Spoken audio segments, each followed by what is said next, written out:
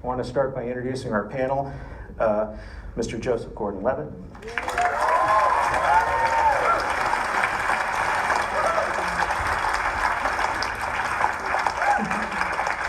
Ms. Shailene Woodley.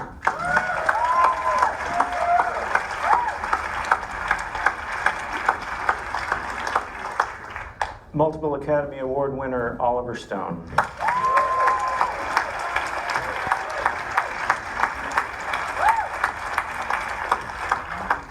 And joining us live from maybe Russia, Mr. Edward Snowden.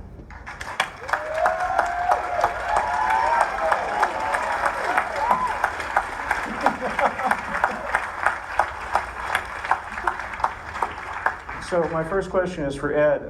How's the weather there? You know, it's much better than I expected. The wintertime is pretty harsh, but the summer is really nice. It's coming to an end now, but... Good. Well, I wanted to ask... I'm sorry, I forgot about the delay. We've got like a 2-second delay because of the internet connection. Right, there. But yeah, I was going to say, as somebody who came up in the whole CIA, NSA background, whenever you picture Russia in the back of your head, it's this frozen, icy wasteland. And it's not always like that. Is it sweater weather? Not yet, actually. You can still get by with a hoodie. I wanted to ask you, just for starters, you have spoken to documentarians, you have spoken to journalists about your story, but this is the first time that you have seen an actor portray you and seen situations from your life, some of them very personal in nature, dramatized. How did it feel to see that? How did it feel to see that dramatization? You know, that's one of those things, particularly for a very private person, that's never going to feel normal. But the amount of care that went into it, both from the perspective of the crew and the director, and of course the talent, the work that Joe did, is reassuring, because even if it's not you, right? It's never going to be you. You're not going to recognize yourself. You recognize that the story is close to yours. It represents sort of what you believe in, your values, and hey, it was close enough that my family liked it, so I can say I'm happy with that. Did you smuggle that data outside in a Rubik's Cube? No, they actually came to one of the premieres. Oh, I'm sorry, you're talking about the actual film's heist. Yes. On that one, I can say that Mr. Stone mentioned previously in one of the showings that was something that was put in for the film, but only because the public record, there's no strict confirmation or denial, which I'm not going to make tonight. I see. But what I will say is that I did give everyone in my office Rubik's Cubes as a gift, so they were floating around and coming in and out all the time. Nice. My next question is for Oliver. Can you describe your reaction to hearing Edward Snowden's story for the first time? How did it strike you, and what about it made you think that you had to tell this story? It wasn't that simple. It was non-sequential. It was bits, pieces, like a digitization of his life. I think it took quite a few visits, and Kieran and I, Fitzgerald, my co-writer, we sat with him and we had lunches and we had long discussions. You'd discuss things and I'd look at you and say, well, can you say that again? Some of that stuff was complex. And we'd come back another time and we'd ask you the same questions. It took time to really absorb this stuff. I can understand why the public has sometimes, it's very hard to, at first you get the surface and then you gotta go beneath it, and it takes time. You visited Ed, didn't you, for research purposes? Say it. You visited Edward Snowden for research, didn't you? I think I was there 9 times at the end of the day, by the time it was over. But Ed incrementally trusted us and more, and he, there's another side of this thing. It's not just about what happened. It's about relationships. He was not a very shy person, and I think we probed him on what his relationship was with Lindsay Mills, and I think that was a big surprise, because to me, that was dramatic fare. Otherwise, you'd have a hard, cold movie, which could almost look like a documentary, feel like one. You need a relationship, and frankly, there was one there in plain sight, but the press had not been very kind. I hope you don't mind Ed my saying this, but they had not been very kind to Lindsay, and I could see that difference when after I met her and talked to him. Ed, do you agree with that? Do you think the press wasn't kind to Lindsay? They certainly weren't to you. I think there's a natural incentive for media, particularly in the wake of a controversial story, if a beautiful woman is involved, to kind of reduce her only to that, to make her transparent and not really quite a person, but more of an ornament. Whereas if this is a woman who's been with someone for more than 10 years, around the world, different postings, living in the kind of life where you have to deal with these things, where somebody's disappearing, you don't know where they're going. And on top of this, they have so much depth to themselves. And she, of course, actually shared some of this on the internet. She had a footprint. She had photographs of herself that were out there, which is one of the ways they were able to sort of change perception of her into just, this woman in photographs. That isn't quite fair. I think it's natural, and we see it a lot, even with people who are extremely accomplished. So if it's a normal person who doesn't have much of a voice, who doesn't have much clout, it's all too easy to be kind of buried under a narrative that's not really quite true. Shailene, what do you think of that? I think that's beautifully put and exactly true what Ed just said. It's easy for the media to spin a story and to portray a certain narrative. And something that fascinated me about this screenplay to begin with was a lot of us know who Edward Snowden is, or we thought we knew who he was. And a lot of people have a lot of strong judgments about Edward Snowden. But I feel like until this movie, none of us actually knew the story of Ed the human. We knew the story that mainstream media had put out about him. We knew the story that the government had released, but we didn't know his story. And I think that just adds to what Ed was saying just now with Lindsay and with Ed himself as well, and how easy it is as a society to base our judgments off of a certain perspective that's not only not our own perspective, but the perspective that exists outside of the base and the core of the issue, or the base and the core of the person in this case. Even though I was working on a biography of Oliver for many, many years, he wouldn't let me read the script of Snowden until I came onto the set last year in Washington. Information with Oliver is on a need-to-know basis. I can't say that I blame him.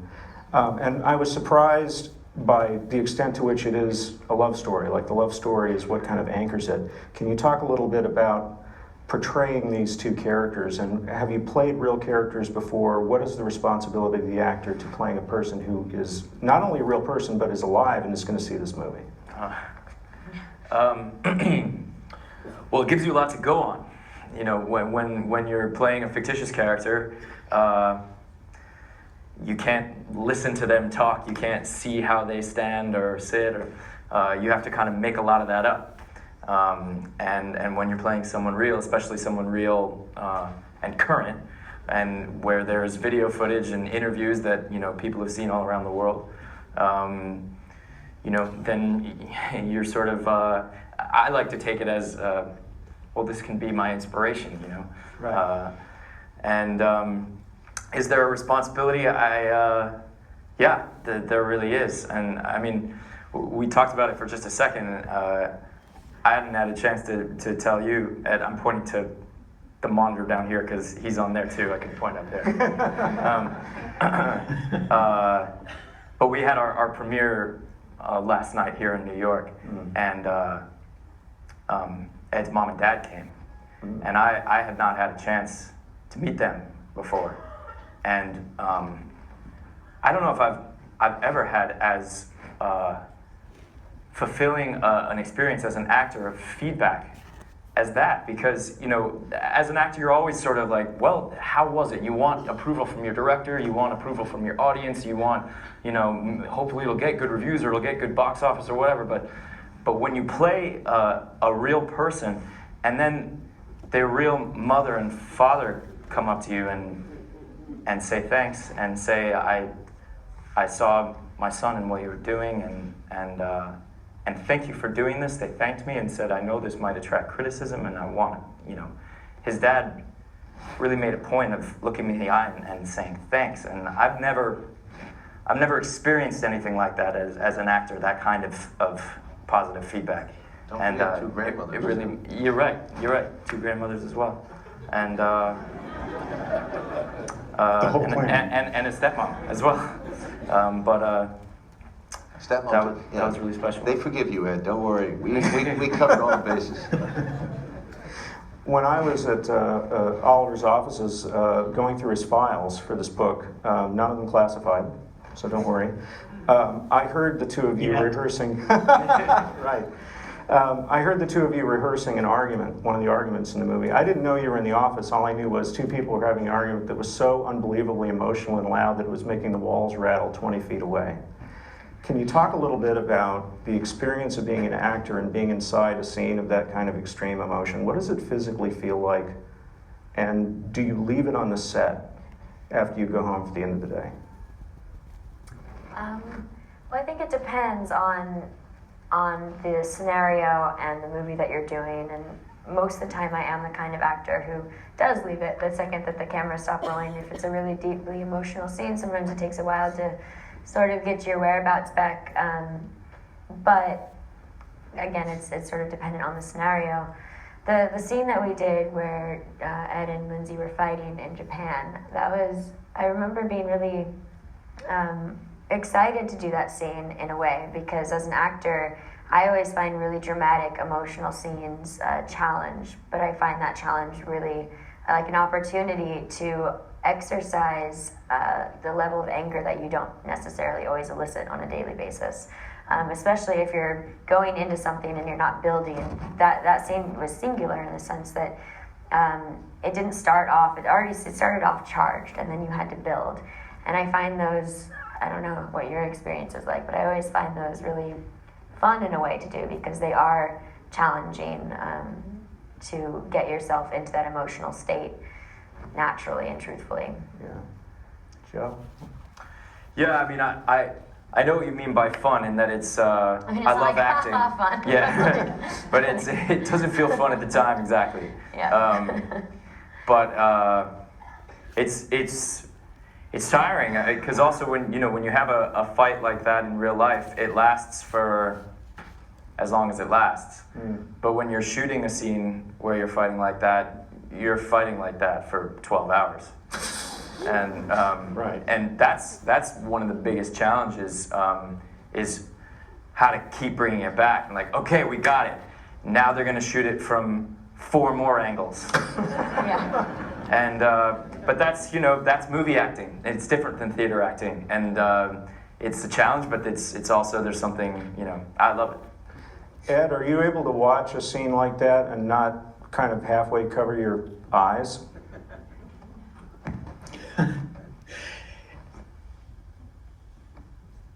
I mean, what do you say to, how does any human respond to a scene that shows you basically as the world's worst boyfriend?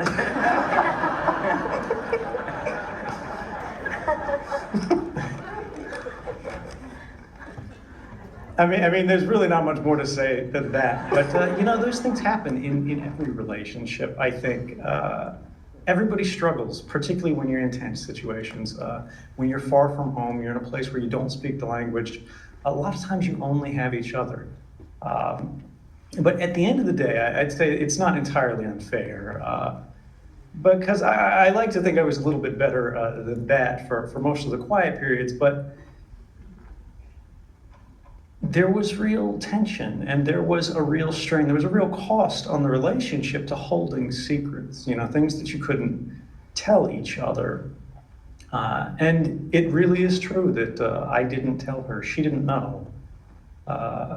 When she saw the same report everyone else saw in June 2013 that said, NSA leaker revealed, that was the first she had heard about it. the fact that she actually said she understood and forgave me, and then came to be with me, is something I'll never be able to pay back. She is far, far stronger than I am. I wanted to follow up on that with a question for you and for Oliver, and I'd like you, Ed, to answer first. What sort of a person did you expect to meet when Oliver Stone walked into the room? And what sort of person did you actually meet? And Oliver, I'd like you to answer the same question when Ed is done. You know, I've never been much of a Hollywood type. I'm not really a film guy. I'm sort of a shut-in computer type, a little bit of an indoor cat. So I can tell you every, ridiculous meme on the internet, but I've never actually watched Dr. Strangelove, which people still criticize me for. So Oliver had a little bit of a blank slate. I knew his reputation, but he had room to work. And the thing that struck me about Oliver is how consumed he is by a project. He never stops thinking, even when he's having a conversation with you about a particular point, or how he sees something in his head, or how he conceptualizes something. He doesn't always make eye contact because he's lost in his mind in this pursuit of a vision that's honestly, it's a little bit infectious. Oliver, what were your impressions of Ed? What about him surprised you? I think he was wary. I think he was, and I was wary of the project too. It's not, movies should not chase the news. It's true that things change quickly. It's not a wise choice, so I think it took some doing, some sense that, first of all, would he really be cooperative? Would he really tell us anything? That's a big factor. He was scared of it a bit. I think at some point he realized that a movie was going to get made on his life by a television show, or that he'd be the villain. And so I don't know his thinking in that. But over a period of 4 months, from January to June, we made an agreement to go ahead on a realistic basis. And that was when I think it became gradual trust.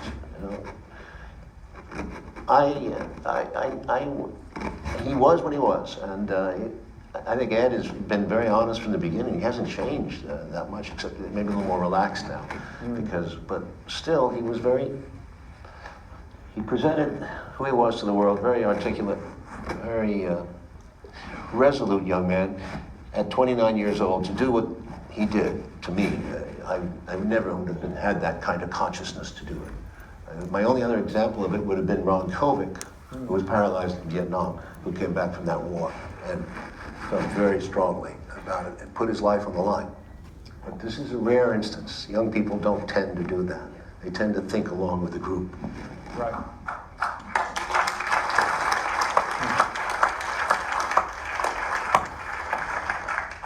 For Shailene and Joe, what is your relationship to Oliver Stone's films? Were you familiar with him? How familiar were you with his movies before you started on this production? Yeah, I think probably the first one I ever saw was Natural Born Killers, actually, and then of course I went back and saw Platoon and Wall Street and Salvador and JFK and Born on the 4th of July, and all these great movies, Any Given Sunday, as well as W and World Trade Center, and so in the 90s there, when I was a teenager, and I brought it up first. I remember watching Natural Born Killers over and over and over again, and just saying, like, you can do this with a movie, and just being so inspired by that. It was really an exciting honor to get a call from Oliver, for sure. What was your first Oliver Stone film? Do you remember? Well, similarly to Ed, I didn't really grow up with movies, watching a lot of movies, and I still haven't seen many movies. I had seen Born on the 4th of July because I was working with the director, and before we started production on that movie, it was The Fault in Our Stars. Before we started production on that movie, he said, we're going to do a movie night, and I'm showing you my all-time favorite movie, You're gonna come over and we're all gonna have dinner as a cast, and we're gonna watch Born on the 4th of July. I was with Josh Boone. So that was the first Oliver Stone film that I had seen. But I was a big fan of Oliver's series, The Untold History of the United States, which, yeah, if you haven't seen it, definitely check it out. I found it really interesting and really informational and moving. Oliver, can you talk a little bit more about this film in relation to your other work? Are there any similarities that you see? You mentioned Born on the 4th of July as one of them. But I also thought while watching it of JFK and Nixon because of the fascination with the national security state and the effect that it has on America's sense of itself and also how it projects its power overseas. Well, the national security state is a big issue for everyone in this room. Global security state. But from the point of view of character, I like characters who change or undergo tremendous difficulty, adversity, and either keep their character or change it. It depends on the circumstance. But it always comes back to a drama. It comes back to a persons. That fascinates me. People make this thing go. I mean, as much scientific technology as can be in a movie as there is in this one. It comes down to the faces or looking at the computers. And unless you feel what Joe is feeling or Shailene is feeling, you're not going to follow the computer story. Very important, I think. By the way, can you see the audience, Ed? Because I want to point out that Tom Drake is here, who's a generational father to your situation. Very important.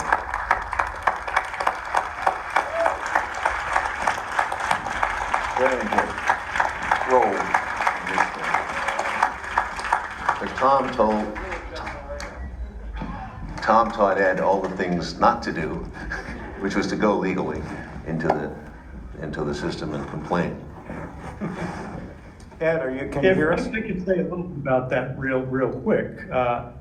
There are a number of individuals inside the NSA and other branches of government, particularly in the NSA, such as Tom Drake, Bill Binney, Kirk Wiebe, Ed Loomis, and many others, who did everything right as far as what the government says you're supposed to do to raise awareness about these kind of wrongdoings.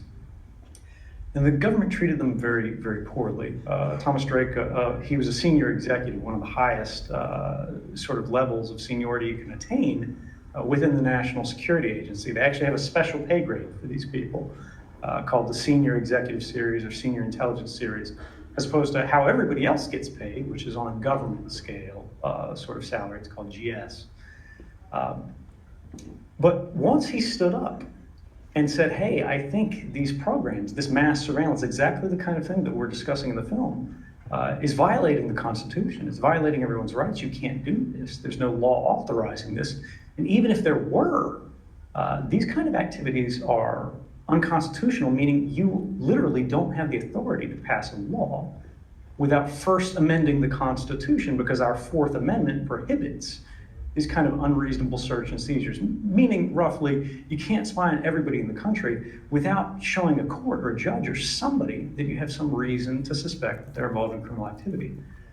But they did this. They stood up, they self-nominated, they went to higher officials, they went to the top lawyers in the National Security Agency, and people don't know this. It wasn't covered by the media very well. It was covered in a couple elite publications, where they have a sort of deeper concern, but it didn't have the impact because there was no pressure. They couldn't prove their claims publicly, and in fact, it would be illegal to try. And eventually, Thomas Drake, they brought an incredible amount of charges against him. They destroyed his career. They took his family. They took his home. Bill Binney, one of the other individuals, they came in, federal agents, to his house while he was naked in the shower with guns drawn. And it's important to remember that where that started out, how they got there. One of the common criticisms that was brought against me was they said, well, I didn't go to the director of the NSA and say, hey, you should fix this, even though I was much lower on the totem pole. than Thomas Drake in the audience here tonight, who gave everything to try to make this happen. But this did happen, and we have the reactions of government officials on camera in interviews who have said this, and if I may, I'm not sure this will work, but I'd like to share this with you. When Thomas Drake came forward and said, this is a problem, these same programs that I was trying to reveal in 2013, he was revealing a decade earlier, this is how they responded. He came to me, someone who was not read into the program, and told me that we were running amok, essentially, and violating the Constitution. There's no doubt in my mind, I would have told him, you know, go talk to your management, don't bother me with this. I mean, you know, the minute he said, if he did say, you're using this to violate the Constitution, I mean, I probably would have stopped the conversation at that point, quite frankly. So, I mean, if that's what he said, then anything after that I probably wasn't listening to anyway. If I can just summarize why that matters. Without Thomas Drake, without Bill Binney, without all of these other people, there could not have been an Edward Snowden. I get a lot of accolades, I get a lot of acknowledgement for what I did, but it's really a continuation of a much larger story, and I'm only a very small part of it. So thank you, Thomas Drake.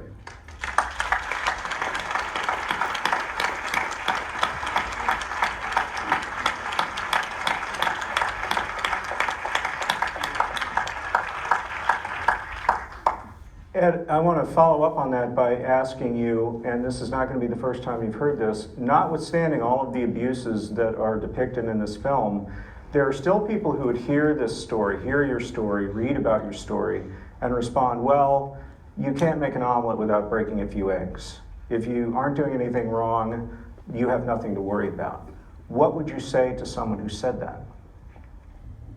One of the most important things, and I think we all have a duty, sort of collectively in society to remember this, is to think about when we're being manipulated, when we're being sort of directed to think a certain way and accept a certain argument reflexively without actually tackling it. The common argument that we have, if you have nothing to hide, you have nothing to fear, you have nothing to fear. The origins of that are literally Nazi propaganda. This is not to equate the actions of our current government to the Nazis, of course, but that is literally the origin of that quote. It's from their Minister of Propaganda, Joseph Goebbels. So when we hear modern politicians, when we hear modern people repeating that reflexively, without confronting its origins, without confronting what it really says, I think that's harmful. And if we actually think about it, it doesn't really make sense. Because privacy isn't about something to hide. Privacy is about something to protect. And that's who you are. That's what you believe in. That's who you want to become. Privacy is the right to the self. Privacy is what gives you the ability to share with the world who you are on your own terms, for them to understand what you're trying to be, and to protect for yourself the parts of you that you're not sure about, that you're still experimenting with. If we don't have privacy, what we're losing is the ability to make mistakes. We're losing the ability to be ourselves. Privacy is the fountainhead of all other rights.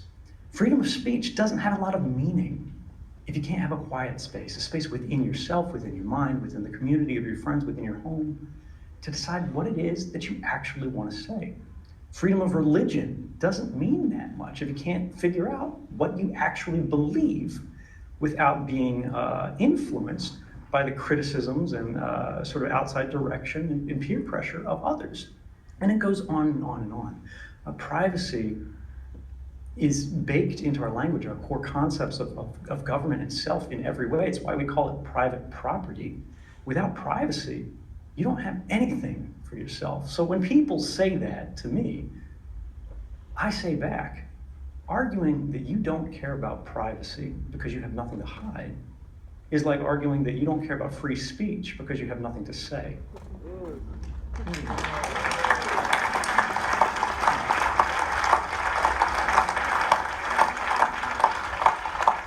I'll leave it there, otherwise we'll be talking about privacy for the next 30 minutes. Well, I did want to follow up just on one more thing, a practical note. The tape over the camera on your laptop, that's a real thing. I gather that's a real thing. I've been told it is.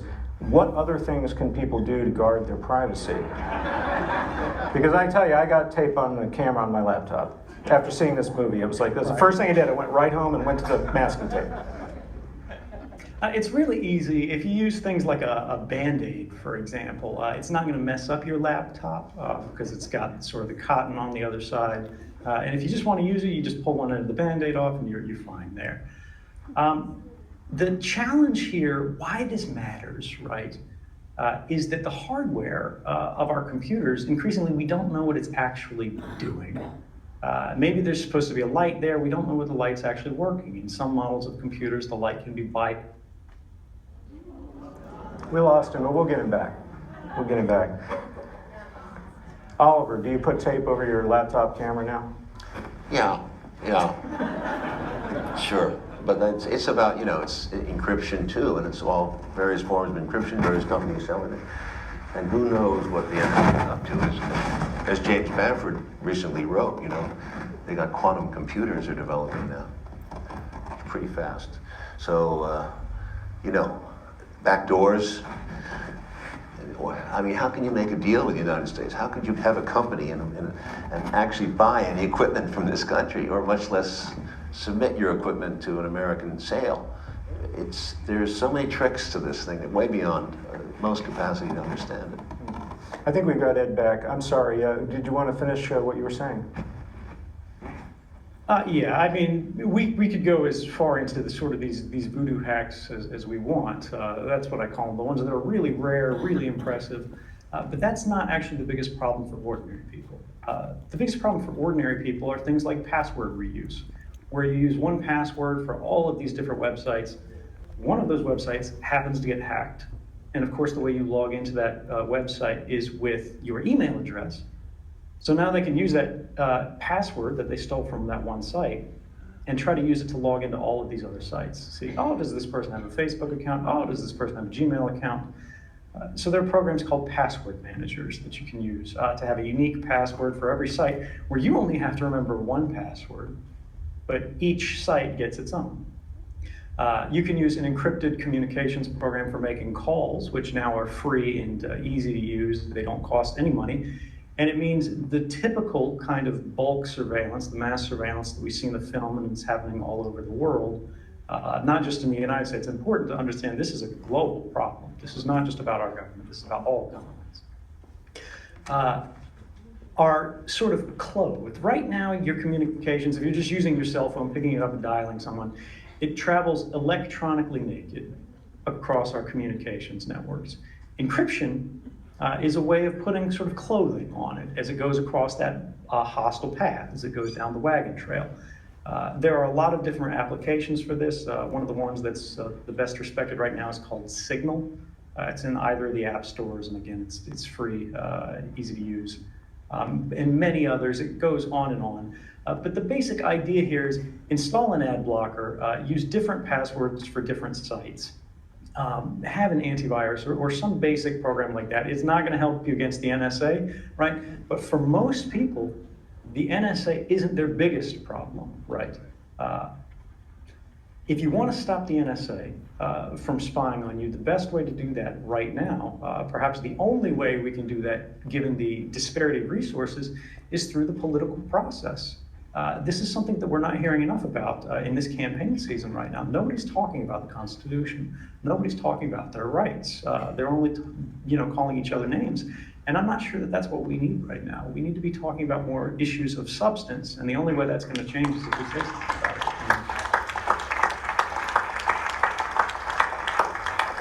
So we're going to, I'm going to read here a couple of questions from Twitter. We asked if there were any questions that people have for the panel, and here's one of them.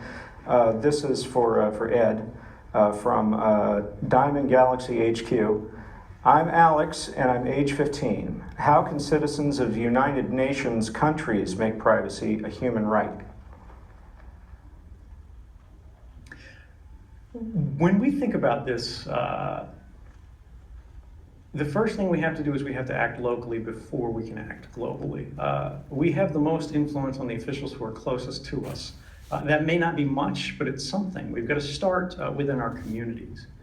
One of the easy ways to do this is to talk about it, right? If you're in the audience, if you've seen this film, right, and you care about this stuff, you think it's not quite right, you think it should be a little bit different, say something, talk to the people you know. This isn't to say you have to be that guy at, Thanksgiving dinner who ruins everything. But don't be silent. Silence is the biggest weapon that's used against us. We don't want to be weird. We don't want to be different. We don't want to say anything at all. But that is demobilizing. That's the kind of thing that makes people think we don't care. That's the kind of thing that makes government officials think that they can get away with anything. And the other thing to think about, and again, this is just to get back there, is that you don't have to be somebody special to change things, right? When we look at the people who have brought the ball forward, particularly on this issue and many others around the world, they're entirely ordinary people. Whistleblowers are elected by circumstance. It's not about where you went to school, it's not about who you know, it's about what you see. If you see something and you have feelings about it, share them. Try to do something about them. That's not to say, burn your life to the ground and try to be a martyr. We don't need martyrs. What we need are people who care and who say something about it and try to do something in an effective way. Don't destroy your life for nothing. But if you see an opportunity to actually share the reality of what's going on in our world, particularly behind closed doors, recognize that may be an opportunity to make the world a better place. And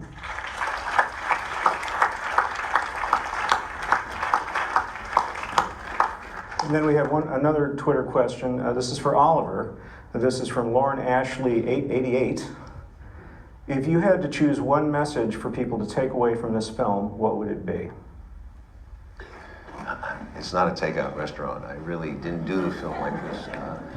I'm a dramatist. I told the story. It speaks for itself, and you take out what you want. No easy definitions. What do you say, Joe? Well, Ashley 888. I would sort of echo what Ed was just saying, which is to have a conversation.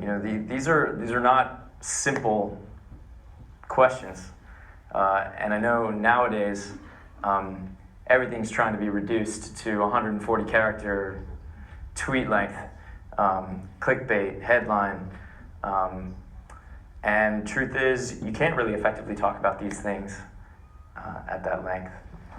Because it's more complicated than that. Mm-hmm. That was one of the things I found when I started looking into the Edward Snowden story. Because the truth is, when Oliver first offered me this job, I'll be honest, my response was, okay, wait, Edward Snowden, which one's he? What exactly did he do? I didn't know, because you hear so much news and you never really get any of the details. And it wasn't until Oliver did offer me this job, and I knew I had some learning to do, that I looked into it. And, you Google the name and you hear all these different things, positive and negative, but they're all sort of overly simplified. The internet offers us, the internet can have the pitfall of sort of catering to the short of attention span, but it also offers us the opportunity, if we want to spend the time and make the effort to really dive into something and really look, learn and read a variety of perspectives, much better than like when I was a kid and you could, if you wanted to learn about something, you could go to the library and maybe get a few books about it. Now you can see everything that's ever been written about something if you want to take the time to read it. I would just say, if there's a message here, maybe take the time.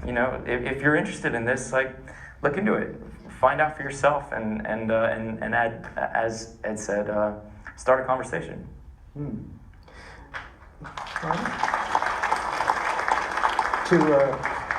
But there's a but here, which is we're talking about privacy, we're talking about surveillance, we're talking about the need to guard our privacy and guard against surveillance, and yet all four of you are on social media.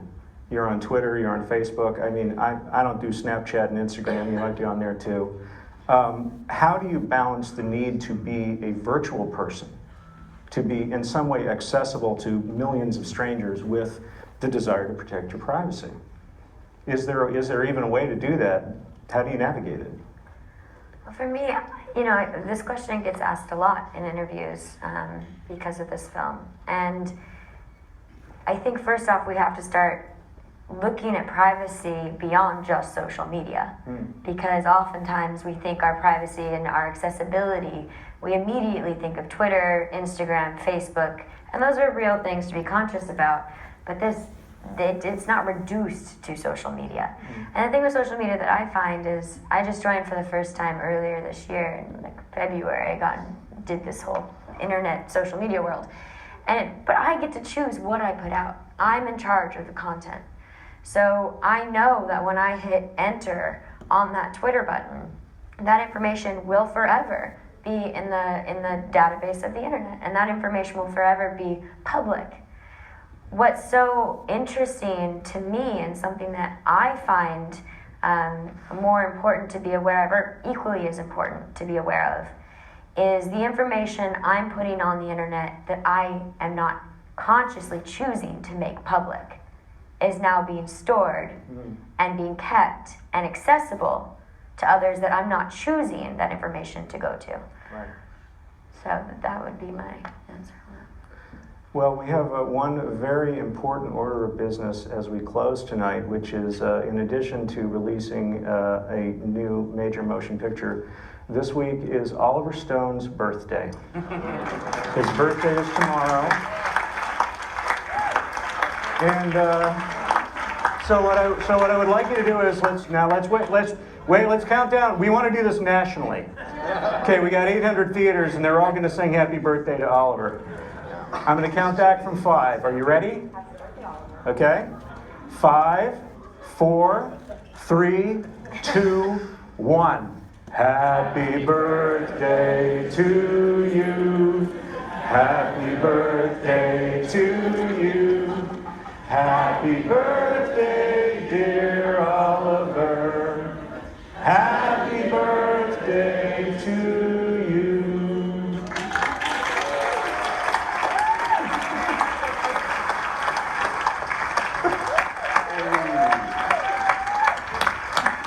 That's amazing. In all my life, you never dreamed to have a birthday party like this. Wow, my third cake today, but this is the biggest. This is the biggest.